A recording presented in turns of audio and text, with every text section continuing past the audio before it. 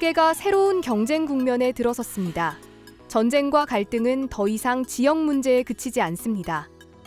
에너지 가격부터 공급망, 투자 흐름까지 세계 경제 구조 자체를 흔들고 있는데요.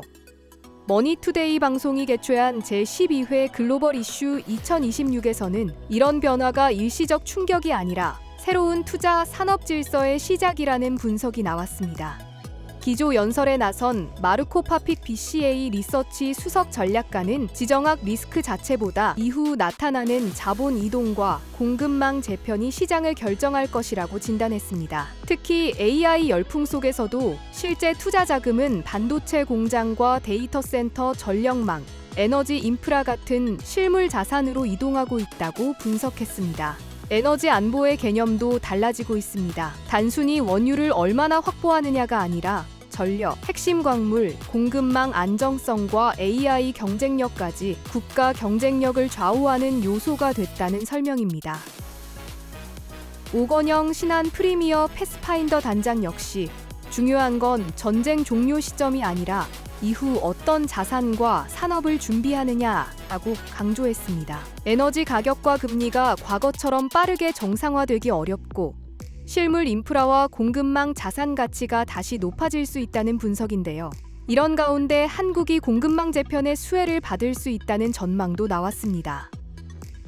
결국 앞으로의 경쟁은 기술 개발 속도만이 아니라 누가 더 안정적인 에너지와 공급망을 확보하느냐의 경쟁으로 바뀌고 있습니다.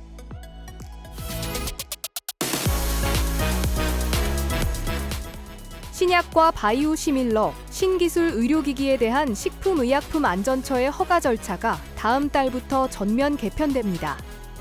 순차적으로 진행하던 심사는 동시에 병렬 심사를 하는 방식으로 바뀌고 수시 검토를 통해 심사의 속도가 붙게 되는데요.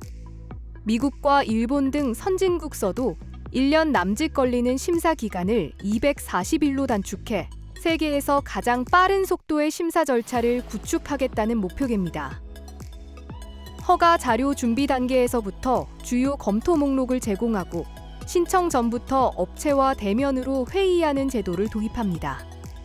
신청 전 문의와 자료 보완으로 심사가 지연되는 점을 감안해 업체와 담당자가 소통할 수 있는 창구를 넓혔고 빠른 치료제 출시에 힘을 실어주겠다는 건데요.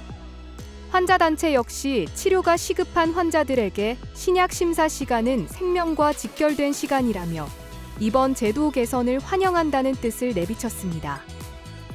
식약처는 앞서 이 대통령의 지시로 195명의 신규 인력을 확보한 만큼 제약 바이오 산업에 혁신적인 규제 서비스를 제공하는 역할로 변모하겠다는 구상입니다.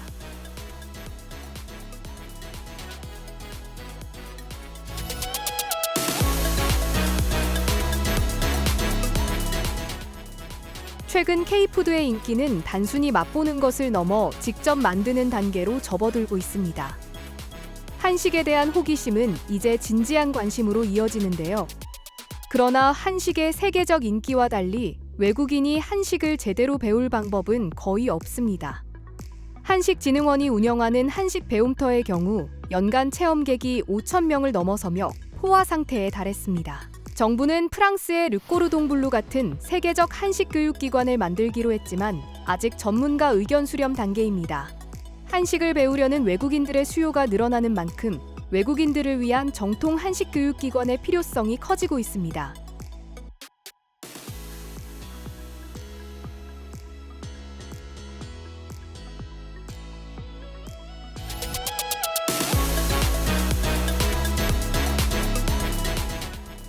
시중은행들이 최근 비금융 데이터를 활용한 대안신용평가 도입에 속도를 내고 있는데요.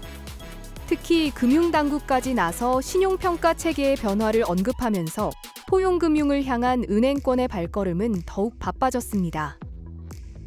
하지만 적극적으로 나서야 할 은행들의 속내는 편치만은 않습니다. 포용금융의 앞장서 대출을 늘릴수록 오히려 건전성 지표에는 독이 되는 현상이 나타나기 때문입니다. 은행 내부 시스템을 들여다보면 그 이유를 알 수 있는데요. 대출 승인 여부를 결정할 때는 대안 정보가 긍정적으로 반영된 은행 개별의 전략 모형을 씁니다. 하지만 은행의 자본 건전성을 따지는 위험 가중 자산, 즉 RWA를 계산할 때는 금융감독원의 규제 모형을 거쳐야 합니다.